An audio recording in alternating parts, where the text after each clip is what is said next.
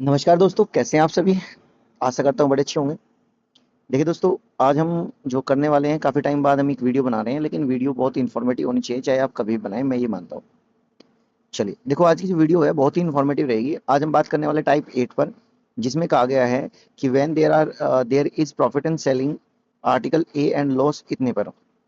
कहने का मतलब ये है कि एक आर्टिकल को, देखो मैं समझाता हूँ आपको, एक आर्टिकल का ये कॉस्ट प्राइस है इतना। इस आर्टिकल को क्या किया गया, इस आर्टिकल को सोल्ड किया गया, इधर सोल्ड किया गया एक्स रुपीज में। कितने में सोल्ड किया गया? एक्स रुपीज में। और इधर इसको सोल्ड किया गया कितने रुपीज में? वाई रुपीज में। अब देखो, एक तरफ आर्टिकल पर प्रॉफिट हो रहा है, इस तरफ आर्टिकल्स पर है प्रॉफिट, यहाँ पर है प्रॉफिट, और इस तरफ जब आर्टिकल पर हम बेच रहे हैं तो इधर है loss.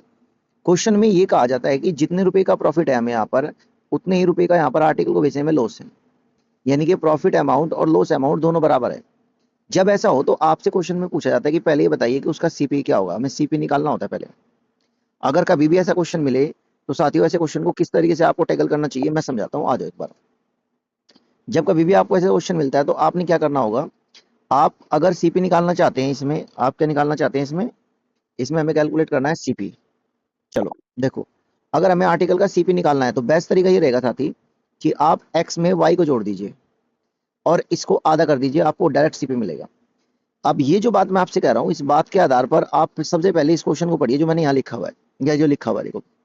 The profit earn by selling a bike for rupees 66750 is same as the loss earn इतना। तो मुझे क्या करना था कि 66750 को ऐड करना है साथ ही किसमें, 4325। ठीक है, चलो।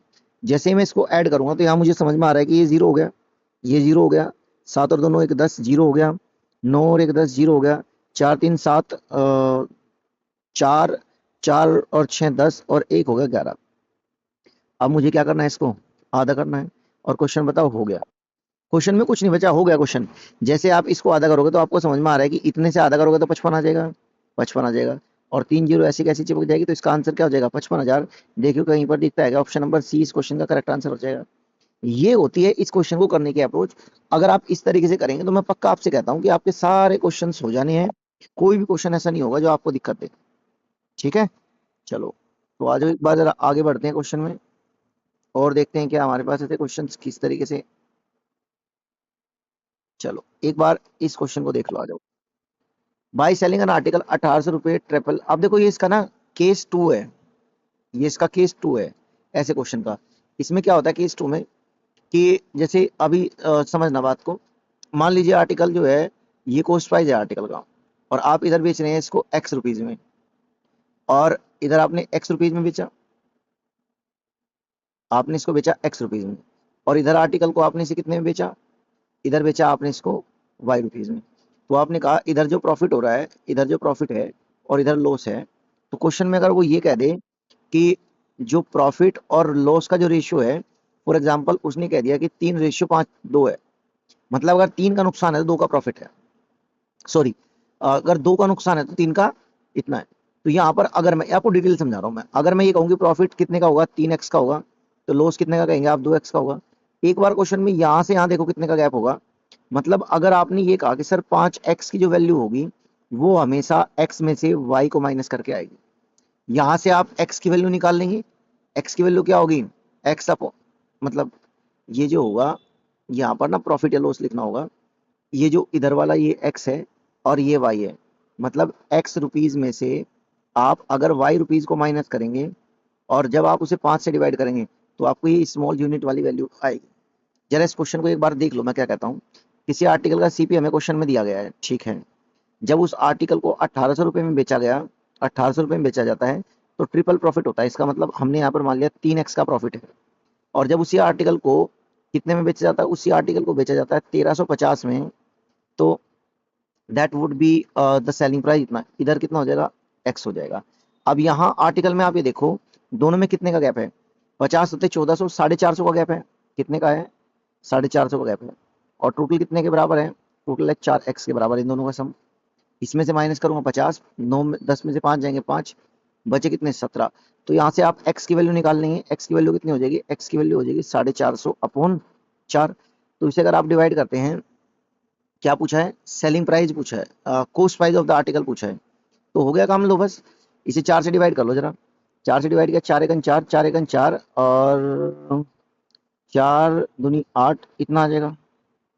अब वो कह रहा है कि by selling an article 1800 triple profit is obtain then the profit. अच्छा भाई साहब रुको रुको रुको रुको, क्वेश्चन को ध्यान से नहीं पढ़न दिया। क्यों नहीं पढ़ा? क्योंकि दोनों केस में प्रॉफिट ही है। ये केस तो हो गया सेकंड। अब आप एक केस और समझो, थर्ड। चलो जब ये केस भी आपने पढ़ लिया, थर्ड एक केस और पढ़ो। इसमें होता क्या है, कहाँ समझते हैं, यहाँ समझते हैं। मैं आपको थर्ड केस और समझाता हूँ, एक केस और समझा रहा हूँ, ध्यान से देखना, है ना। हम बात कर रहे हैं केस नंबर थर्ड की, हम बात कर रहे हैं केस नंबर 3 की। केस नंबर 3 क्या है कि जब दोनों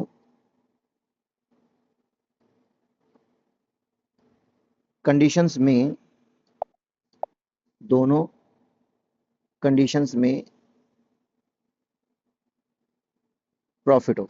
जब दोनों कंडीशन में प्रॉफिट हो, देखो कैसे, ये आर्टिकल का सीपी है, ये आर्टिकल का सीपी है, ठीक है। आपने इसको कितने रुपए में बेचा? ए रुपीज में बेचा, ठीक है। तो यहां से प्रॉफिट कितने का हुआ? एक्स का, एक्स का प्रॉफिट हुआ। अगर इसी आर्टिकल को, जो ये आर्टिकल है, आप इसको मान लीजिए बी रुपीज में बेच रहे हैं, और पहले वाले से प्रॉफिट जो हो रहा है हमारे पास, प्रॉफिट हो रहा है 2 गुना, यानी कि अब जो हमें प्रॉफिट हो रहा है वो हो रहा है 2x, पहले से 2 गुना। ये क्या है, यहाँ मैं मेंशन कर देता हूँ, ये है प्रॉफिट। ये क्या है, ये है प्रॉफिट। तो इन दोनों का जो डिफरेंस होगा, यानी कि आप ये कह रहे हैं जो दोनों का डिफरेंस होगा, क्या कह रहा हूँ मैं, इसका मतलब मैं कह रहा हूँ कि अगर आप 2x में से x माइनस करते हो बच्चे, ये बराबर होगा b में से a के माइनस के बराबर होगा। ये बात मेरी एक बार बड़े ध्यान से समझ लो, जो बात मैंने अभी समझाई आपको ये बात अच्छे से आ जानी चाहिए। उम्मीद तो मैं यही करता हूँ कि आपको समझ में आ गई होगी, लेकिन फिर भी अगर ऐसा है कोई जिसको समझ नहीं आई, वो मुझे एक बार बता दो, फिर हम बात को आगे लेकर चलते हैं। ये वाली बात जो मैं कह रहा हूँ, ये वाली जो बात कह रहा हूँ मैं, ये समझ में अच्छे से आनी चाहिए, ठीक है। चलो तो चलते हैं, फिर आगे बढ़ते हैं। अगर हम थोड़ा सा आगे बढ़े तो आप यहाँ क्या कहेंगे, उसी तरीके से क्वेश्चन में कहा गया था कि ये आर्टिकल का सीपी है, जब उसने बेचा इसको 1350 में, और फिर उसको वो बेच रहा है 1800 में, ठीक है। तो पहले प्रॉफिट कितना बता रहा है क्वेश्चन में, पहले वो प्रॉफिट बता रहा है क्वेश्चन में, यहां से तो प्रॉफिट हो रहा है उसको 3 गुना, यानी कि 3x का, और यहां प्रॉफिट हो रहा है मात्र x का। तो इसमें से 3x में से आप एक x को माइनस करोगे, तो जब आपने 3x में से एक x को माइनस किया तो आपको मिलेगा इन दोनों का डिफरेंस। किन दोनों का डिफरेंस मिलेगा साथी? इन दोनों का डिफरेंस मिलेगा। तो आपने कहा सर यहाँ पर डिफरेंस होकर आ जाएगा 400, 450। तो आपको बात समझ में आएगी सर, जो एक 2x है उसकी वैल्यू 450 है, तो आप यहाँ से कह सकते हैं कि जो x की वैल्यू होगी वो कितनी होगी, 450/2, तो ये आ जाएगा 225। अब क्वेश्चन का आंसर बहुत आसान तरीके से हो गया। तो जब हम इस सीपी पे जाएंगे, इसमें से माइनस करेंगे, तो सीपी क्या होगा आर्टिकल का, सीपी होगा 350 में से आप ये 225 माइनस कर देंगे। खरीदा 225 माइनस, पहले तो बात ये है कि बचेगा 25, 25 बचा यहाँ पर। अब इसमें से 2 चल जाएंगे तो आंसर आ जाएगा हमारे हिसाब से, कितना आएगा, 1125 आएगा। अब हम एक बार देख लेते हैं कि क्या हम इस बात को समझ पा रहे हैं क्या, बोलो, क्या हमें ये बात क्लियर है, हाँ या ना, बोलिए। फिर मैं आपको एक बार उस क्वेश्चन पे लेके चलता हूँ। हमारा आंसर कितना आया, 1125। ऑप्शन देख लेते हैं कहीं है क्या 1125, ये रहा 1125, तो आ गया आंसर, कोई परेशानी नहीं हुई, ये रहा 1125, ऑप्शन नंबर डी है। आप लोग बताओ, क्या आप ये बात पैटर्न समझ पा रहे हैं क्या? उम्मीद तो मैं यही करता हूँ कि आप सभी को ये पैटर्न क्लियर हो रहा होगा, बट फिर भी अगर कोई ऐसा लगता है कि जिसको पैटर्न ये समझ में नहीं आ रहा और कोई दिक्कत है, तो मुझे कमेंट करके जरूर बताएं कि सर ये हमें परेशानी आ रही है और हम नहीं समझ पा रहे, ठीक है। तो चलिए, ये नया क्वेश्चन है आप लोगों के लिए। मुझे एक बार ये स्लाइड देखो आप लोगों को दिख रही है, इसमें से मुझे आप एक बार देख कर बताएंगे कि कौन सा क्वेश्चन नहीं होता और कौन सा आप लोग कर पा रहे हैं, ठीक। मैं आज की क्लास को विराम यहीं देता हूँ, फिर अगले उसमें समझेंगे डिटेल में।